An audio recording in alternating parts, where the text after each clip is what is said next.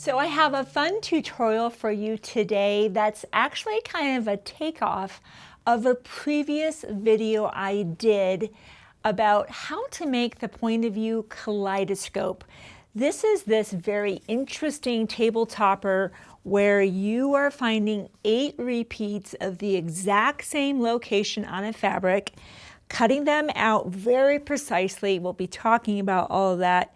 Sewing them together to make this very mesmerizing, very interesting kaleidoscope block. And then that's accentuated by different colors and layers of prairie points. Of course, now it's bound and this is a beautiful table topper. And so I just got back from Quilt Retreat. This is one of the things that I was asked most about when I did a demonstration of this there.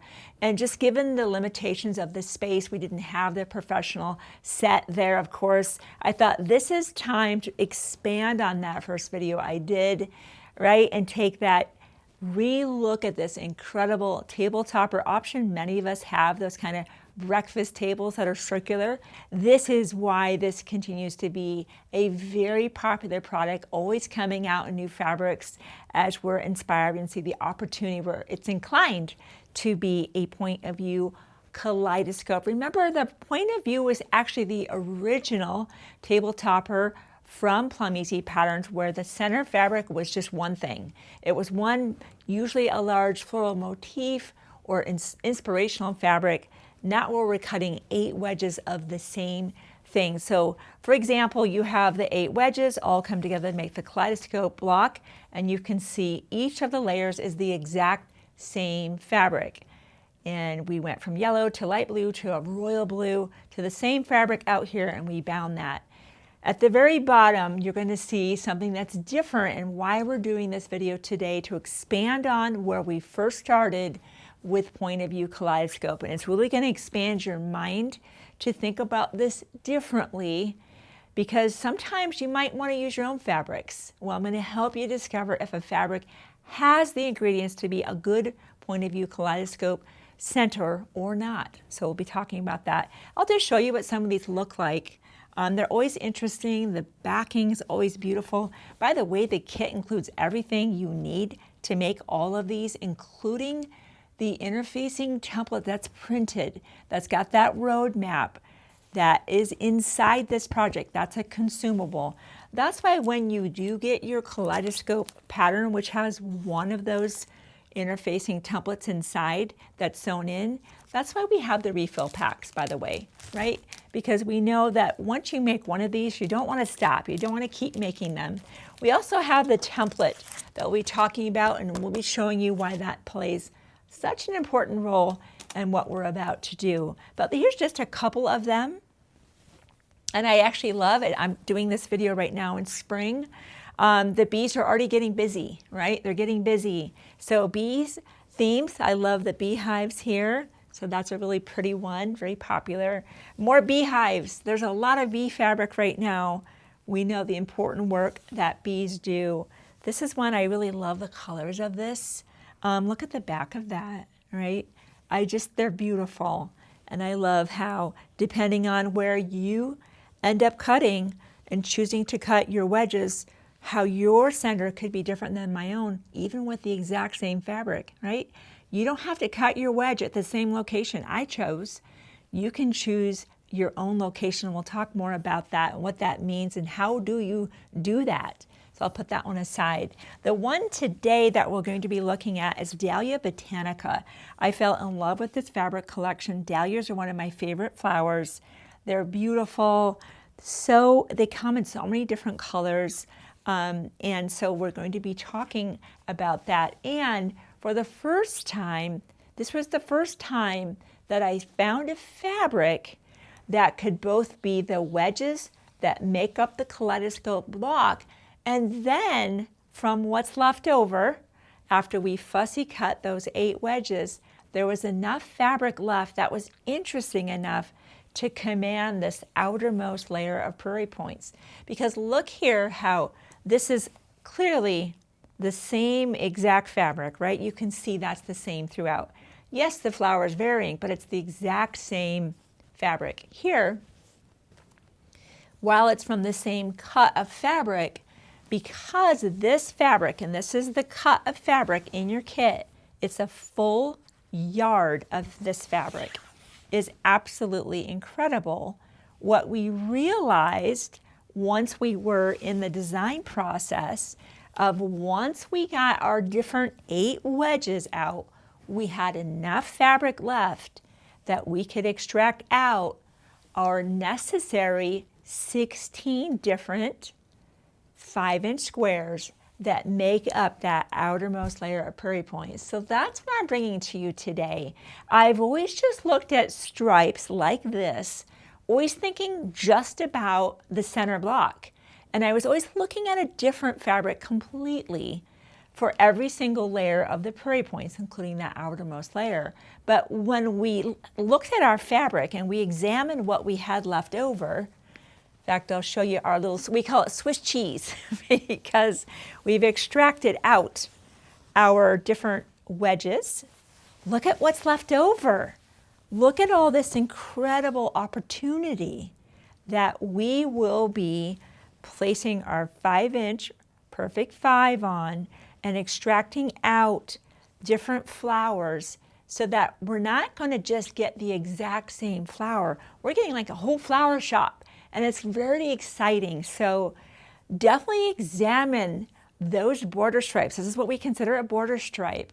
Maybe that fabric can be the center and that outermost layer of Prairie points. So I was very excited when we kind of discovered this, and I thought, you know what, I want to just bring this to you as kind of like Point of View Kaleidoscope 2.0. It's kind of the advanced version of let's examine the fabric and not just assume that a fabric is only for that center block. So very exciting for us to bring that to you today.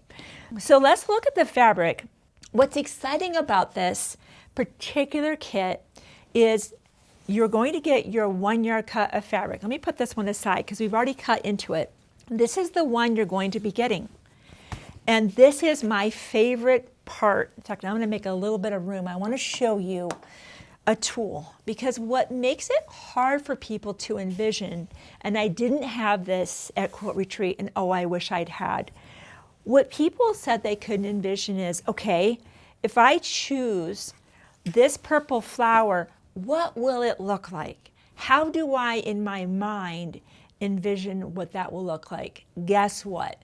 Marti Michell, being the brilliant woman she is, created something called the magic mirror. And I didn't have it with me at retreat, but I have it with me on set. And we're going to try to have you look in the mirror with me so that you can decide, do I want to make my center be this beautiful purple?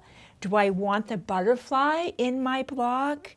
Do I want this orange in my block? Let me show you what some of these look like. Tammy sewed these up so you could just get a feel for same exact fabric, right? Let's say 3 of you decide to make this kit together. Do you realize that one of you could have this color, one of you could have this color, and maybe one of you chooses this? Isn't that amazing how that's what's exciting about a kaleidoscope? Depending on what you fall in love with and where you want to cut your 8 wedges, puts you in the driver's seat of the design and makes it very uniquely yours. So look at how they come together. But how people can kind of get an idea, like peering into the future. I'll show you how we do this. Let's say that I decide I'm going to lay out my fabric, always press it out, add sizing. Always do that. You want to be adding sizing because we're going to be cutting on some angles, which means bias. Remember that we need 8 wedges. So you always want to examine your fabric for the reality of what you have. You need to be able to say, okay, I really like, maybe you happen to like this one. Do you have 8 repeats? I see 1, I see 2, 3, 4, 5, let's see, 6, 7, 8. I can do it. You can do it. So always examine your fabric first before you start marking, before you start cutting, before you do anything. Once you lock onto your favorite, wherever this is on this fabric or whatever fabric you may be using, and you've determined, I think this is the one I want to explore a little bit further, what will that look like? Because here's the question. we have created a template that's going to do the work. This is the footprint of the wedge. We designed this right here to make this so easy. And there's special markings on this tool. There's an etched line here on the, just a light kind of etching. That's letting you know where that 1/4 inch seam is. We have what we call the shark teeth that has the zigzag. That's letting you know Prairie points are going to be covering up this particular wedge. Anything inside those lines that are on the sides and above the shark teeth is visible. Anything outside of that will be covered up, either in the seam allowances or by Prairie points. It helps you go, I want that butterfly, or I want this, or I want that. So let's look at what will this look like once I found my preferred spot. And let's just say it happens to be this, because it's kind of in the center of where I am with you. It'll work out better for our camera. And I'm going to try to turn this to the side so our awesome videographer you can see what I see. I'm going to use the smaller magic mirror. We have this is I believe the 6-inch magic mirror. Let me measure that. This is a 6-inch magic mirror, and it can go all the way flat, right? But we know if there's 8 wedges, 360 degrees divided by 8 is 45 degrees. You don't know where 45 degrees is. And this is why I love the fact that Marti Michell later on, after so many requests, created the angle holder that has 45-degree markings as well as 60. Most, if not all, kaleidoscope blocks are made either as 90 degrees, where there's 4 wedges. We've seen some of those. 60 degrees with 6 wedges, or 8 wedges, each at 45 degrees, and that tool can achieve all of that.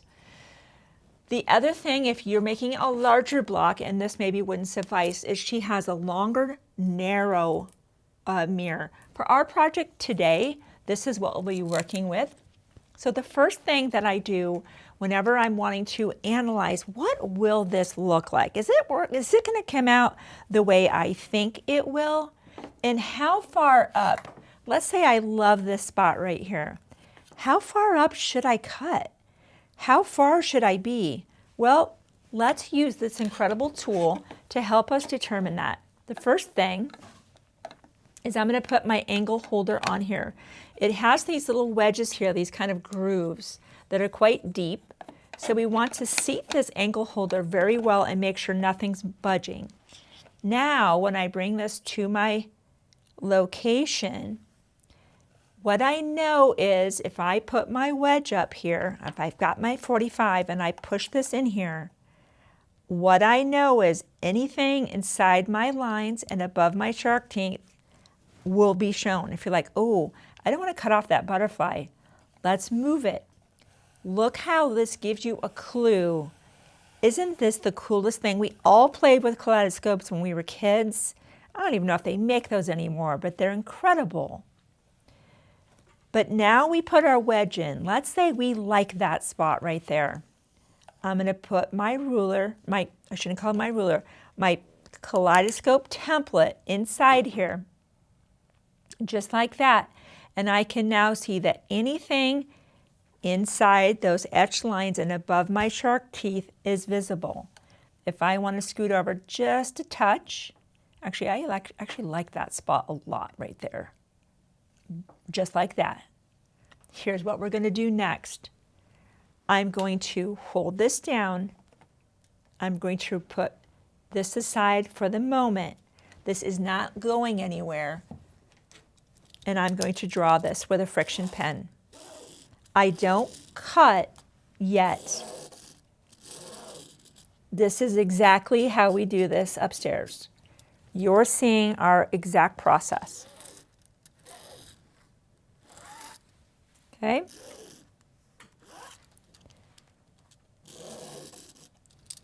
That's what we do. We mark all 8 of those, and then we go back. It's one more confirmation. Do I really have 8, right? We were examining that, and we picked them out. But sometimes, depending on the repeat of your fabric, it's not true with this fabric, but I've seen fabrics with border stripes that are so tightly repeated that sometimes the position of this interferes with the next one I was going to cut or thought I could cut because of just where this is located. This is not a problem with this one, but we like to pre-mark those. Once we're very happy, we're like, yep, this is absolutely the spot. One of the things I also should have mentioned is the grip dots. Be sure to just add some grip dots. So this is, because look how slippery this is, but look how slippery this is not, right? You don't want to make a miscut. I put that back in position. I could use any ruler at this point. And now we're going to go in with a very sharp blade, and we're going to cut, cut, cut, right? And cut around here. You might want to use a spinning mat. It's hard to deal with a spinning mat when you have this much drag on the table. Yes, you could try to fold this up, but it's probably impractical. This is just where you need to be able to, wherever you are doing this, where you're able to move around so you're still making safe cuts. But make sure you have a very, very sharp blade. And you're going to repeat that 8 times. And in fact, I've cut some in advance so you can kind of just see some options of what we were doing. So you can see that. Always exciting. I absolutely love seeing these come together. Okay, you get the idea that having that magic mirror and the ankle holder hold that in that perfect position while we nestle in our template, pull the mirror away. Everything is nicely gripped, allowing us to trace around, confirm what we have, get everything perfectly cut. That is always going to be the perfect starting point of a point of view kaleidoscope. Now, this one hasn't been cut in yet, and I'm going to hold that to the side. Let's talk about, let's say that we've already got all of our 8 wedges cut out in our perfect spot. And now we have our Swiss cheese. Let's talk about our Swiss cheese that's left. I love Swiss cheese. I think that's the cheese in cordon bleu, chicken cordon bleu. Somebody write that in the comments if that's true.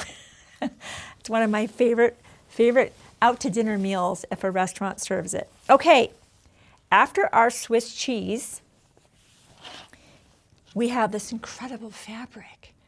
We have to do something with it, and that's why we said, look, this is a perfect chance. The perfect 5 is absolutely gold. Anytime you need to cut 5-inch squares, let's think about a charm pack. There are so many patterns out there right now in the industry, in the quilting world, that are pre-cut friendly, many of them being charm pack friendly. But here's the deal. Not every company makes charm packs, and they certainly don't make them long enough. Don't worry, you can cut your own 5-inch squares with the perfect 5, cutting multiple layers at a time, many times. Now this is very fussy. I want to get very specific fabrics that each one of them can be different in the outer layer of prairie points. So here's what we do. Remember that once we cut our 5-inch square, we'll be sewing, of course, with a 1/4-inch seam allowance. Actually, not sewing with a 1/4-inch seam allowance. It's okay. Now I'm so used to sewing this together. We're going to be folding this. Look what I'm trying to do here. I'm trying to bracket this so that you see the little bit of this plaid and a little bit here. I'm just trying to bracket that. So that flower, ooh, that's a sweet spot right there. Let's say that you like that one, okay? We're just going to be extracting these out.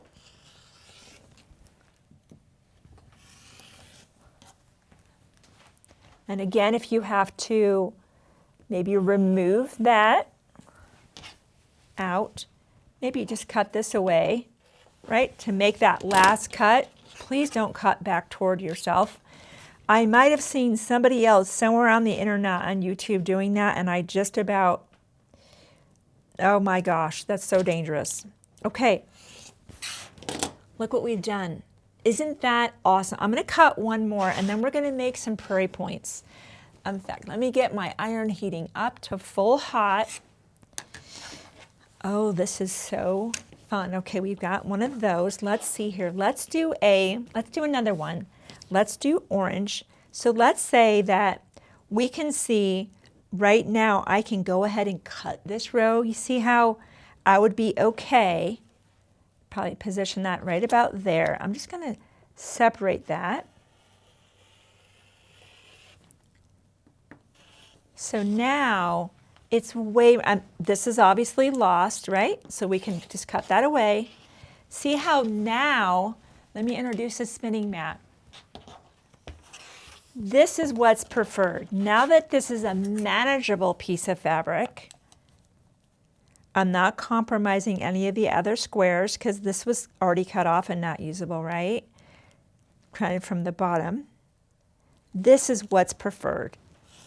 The ability to just use that spinning mat. If you have enough fabric, and you can kind of take these pieces apart from the larger piece and bring them to the mat, this is what's preferred. Okay, we have those, and that's just fun. This fabric has, oh my gosh, I think this is one of the fabrics we've been most excited about because we're so used to the layers of the Prairie point really looking the same, and this allowed us to fussy cut our Prairie points for that outermost layer. So let's look at making a Prairie point. We might as well do with a whole refresher, right? That was something else I had the opportunity to demonstrate.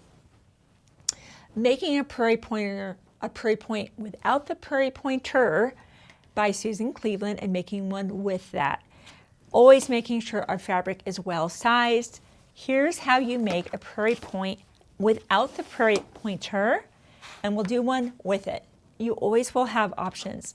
This is what the Prairie pointer looks like. It has a beautiful little tail that we tied into that ourselves just because this is metal, right? As soon as we start involving heat, this is going to heat up pretty quick. So let me make one first without Susan Cleveland's Prairie pointer and then one with. All right, so our first step is always just to fold this in half and give a press.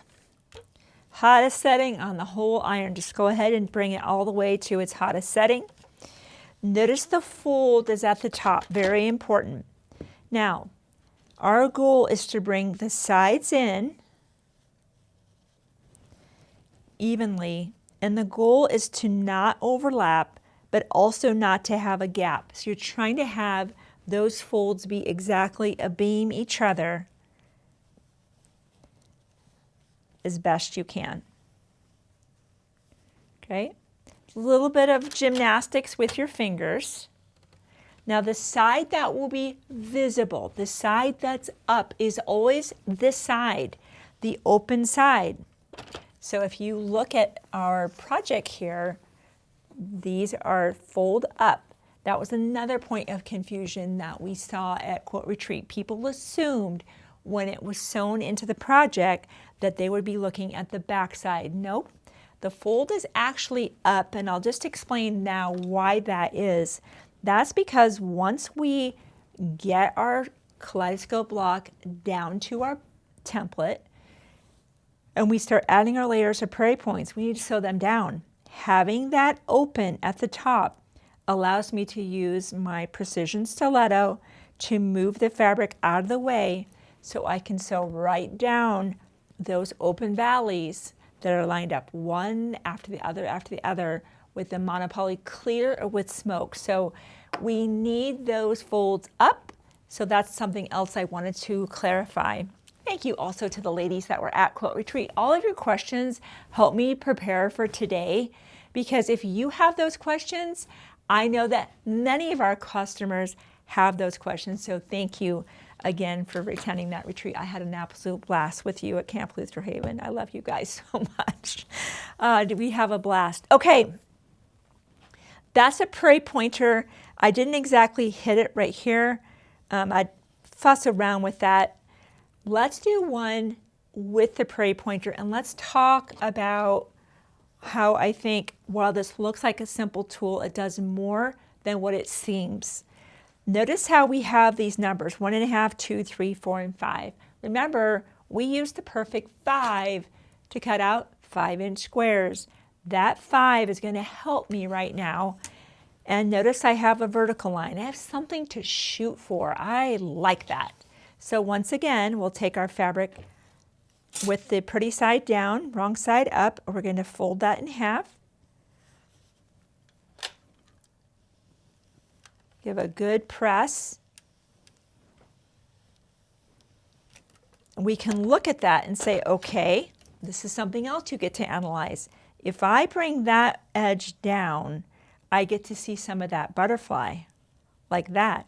Is this what I want to see? Or flip it over and turn this down. Maybe you want to see just the purple and the green and you don't want to see the butterfly. Do you see how this also is another layer of design decision? And I love that. So I love butterflies. I'll go ahead and do butterfly where we see the butterfly. So remember that what you fold to your eye will be what is seen on the top, just like this butterfly here. Just like we did that right there. It looks like we've done it before a couple times. Okay, Prairie pointer. We said this is a 5-inch square. I scoot this up until this edge right here is going to touch that line of the 5, and this edge is going to touch that line of the 5, right there. Notice I'm not guessing where I'm supposed to be laterally. See how that's not right? Scoot it over. Look at that. That's the first lineup aid that I get. And I'm going to actually scoot down where it's just almost just kissing that line. It's just sitting on that. Here's why I'm going to do that. I want to be able to fold directly to that line. Do you see how now I'm dead on that line? Incredible. It's incredible the way this was engineered. I'm not guessing where that midpoint is. It's dead on. Now I'm going to bring the other one exactly to it. I think I moved just a little bit here. Let me hold steady. Do that all over again. Bring that edge in. Bring this edge in. There we go. This is the sweet spot right there. Now, I'm going to come in with my iron, and as soon as my iron is on top of that prairie pointer, I get to take it out, right? Now, if you are doing this on an ironing board or over on the side of your pressing mat, you could actually be working ahead to the next one. I leave that iron on there for a bit. Here's the next thing I'm going to do because I want these laying flat. Clapper, big time. That has improved for me the preparation and the alignment of these prairie points because those flaps aren't flapping open. Look how this is. See that? I never put a clapper on that. Now I'm going to let that clapper, and how a clapper actually works is just a transfer of energy. Energy is constant, right? It moves from one place to another sometimes. But right now that clapper is accepting that heat into the clapper itself. And it's pushing the weight of this very dense wood. These are made in America by Riley Blake. They're fantastic. The best I've seen. It's flattening that. So now I would simply move on to my next thing while the clapper's doing its work. So you kind of have this little bit of assembly. Because remember that each round of prairie points is 16. So that's another reason I like to use my perfect 5. I can stack up my fabric, not in this fussy cutting stage, but in this stage here where we had just the white. You can be stacking that fabric cutting for at a time. And I like that for that perfect 5 for that bulk production. 16 times 4 is 64, a lot of prairie points. Now look how perfect that is, right? Look how beautiful that is. There's no question that this little gap that I was not trying to create, right? It's just better when you're using the prairie pointer, and look how succinct this point is. That is so important right here, right there. When you're laying this down, that it is just pointing right at the next one. And so, and Susan also has a beautiful booklet that comes with the prairie pointer. If you want to make something called lined prairie points, they look amazing.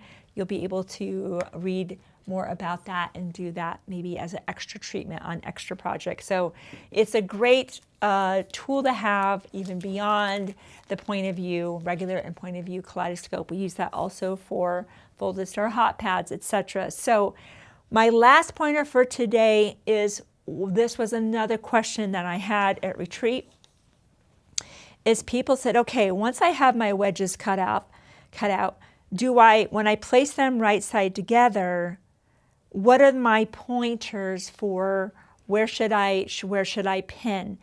And some people were like, do I pin out here? Do I pin in here? People were asking me why I pin here. So here's the goal. If you look at this exact location, notice how each of these positions is very specific. We're not just focusing on here, but we're focusing on the center. That's not luck. So I'm looking right now at that stripe and where those stripes kind of hit, because as perfect as you try to cut every single one, this is what really matters now, is where they line up on the side. So right there, I can see that lined up well. I'm definitely going to be pinning on this side, not out here, because I want absolutely every pin to stay in position while I go to the sewing machine. Don't pin out here because you have to stop and remove the pins. Pin inside going that way. All right, and I'm going to pin out here. Remember that the outermost part of these, in fact, let me show you these. Let's look at this. So much I want to tell you today. So much. Check it out. This is the center. Notice how the outermost part of our kaleidoscope is covered up with prairie points.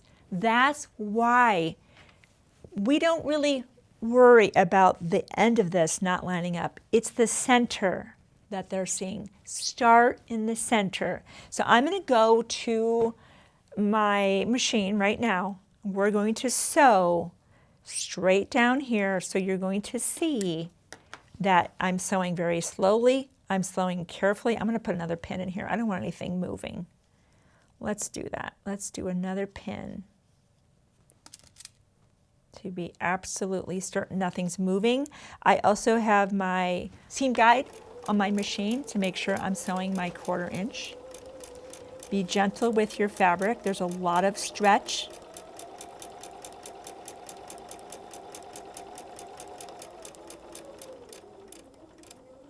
We're doing this in real time together. If I find that those lines got off, this is the next thing I'm grabbing for. I'm not going to go through the whole work of creating all these prairie points and all of the process of making a point of view if that kaleidoscope blocks off. Not happening.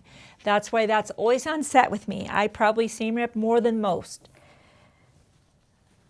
So there's absolutely no shame in that. I've even heard a woman say at a quilt retreat, not this last one, but a previous one, I never seam rip. God's not perfect and neither am I. I know I'm not perfect, but I'd like my block to be as perfect as possible. And it's not a sin to seam rip. So I just want to put that out there. Okay, warm that up. Let's see how we did. Oh, I'm very happy with that. I'm very happy with that. Now I'm going to open that seam up.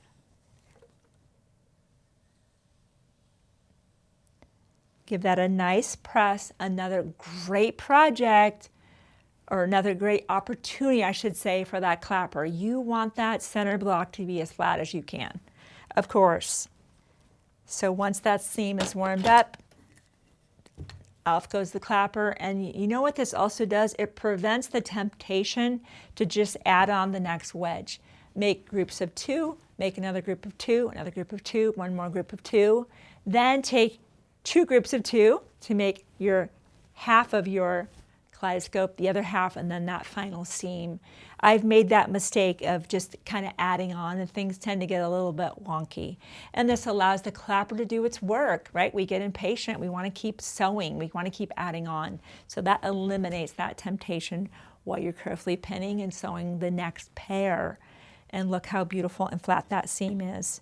So I am so glad that I had a chance to kind of take the questions and be able to kind of put them together. It was the perfect opportunity. We also wanted to talk to you why this particular one with this Dahlia collection is so unique. We don't usually have the opportunity to use the fabric, the inspirational fabric, for anything more than the center and maybe the backing. But in this case, the outer layer of Prairie points with us Fussy cutting different flowers was just so cool.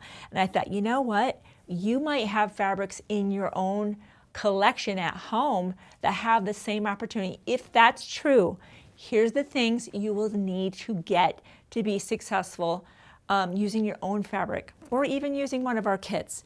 Remember that the kits never include this pattern. Why? You don't want to have to purchase the pattern more than one time, right? You only need one set of instructions, and you know you can always watch me on video. You know that. Inside here, you get one of the templates. In fact, let me show you what that looks like. If you've never seen the Point of View Kaleidoscope demonstration before, I encourage you, go check that out, because that's where we talk about what are you going to do with all these Prairie points. This is what that looks like. Incredible. The engineering behind this is beautiful. It's your roadmap to that beautiful block, right? It's that beautiful block that we just made right there, boom. But obviously we'd be quilting it, but I don't want to give away that tutorial. You'll be able to go watch that.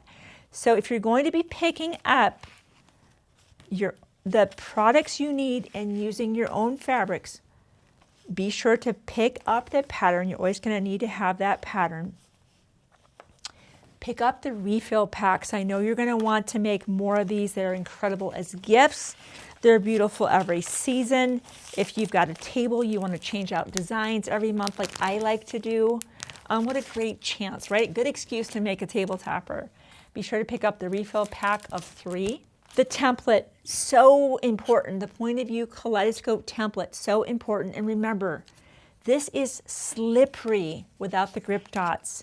And I use these grip dots for anything in the kitchen or around the house that's just slippery, that it's out of my fingers, I drop it. So be sure to pick up the grip dots. They're just great to have on hand. If you want to be able to kind of figure out that beautiful sweet spot of your fabric, consider Marti's magic mirrors, either the smaller one or the longer one, but be sure to grab that angle holder. You can't guess where that angle is, and you need another pair of hands, and it exactly does that. And that allows you to get that, once you find the sweet spot, get that wedge in there. You're marking around that with your friction pen. And of course, you have a nice rotary cutter, grip replacement blades if you need that. There's nothing like having a tool to just trim around the perfect 5. Is such an incredible tool, not only for this project, but cutting your own charm packs. You don't have to find a pre-made, pre-cut charm pack. You can cut your own with the perfect 5. And of course, there's the other products that we do use to make the Point of View. Of course, you can always check that out. As you saw, the clappers, so important. The Prairie pointer. And here's what's cool. I know there's a lot of notions that just went into making this. This was really Jeb Miller's vision for when she made the Point of View, and why it looks so incredible is it takes tools that are precise. But here's what I also know. Once you have those in your sewing room, you're going to use them again. It's a one-time investment. So I am so glad that I would have just the privilege of hanging out with these amazing makers, quilters at Camp Luther Haven. Had a lot of wonderful questions that I could bring you here to provide even more clarity, and you can see making these is incredible. So head to the Shabby website, pick out your favorite Point of View Kaleidoscope, grab any notions you might need. If you have not already subscribed, I would love to have you do that. I just love hearing from the ladies at Luther Haven how much help our videos are. Maybe you have a maker friend that doesn't even know about Shabby. Share the good news, of course. This is the place for education, inspiration, and so much more.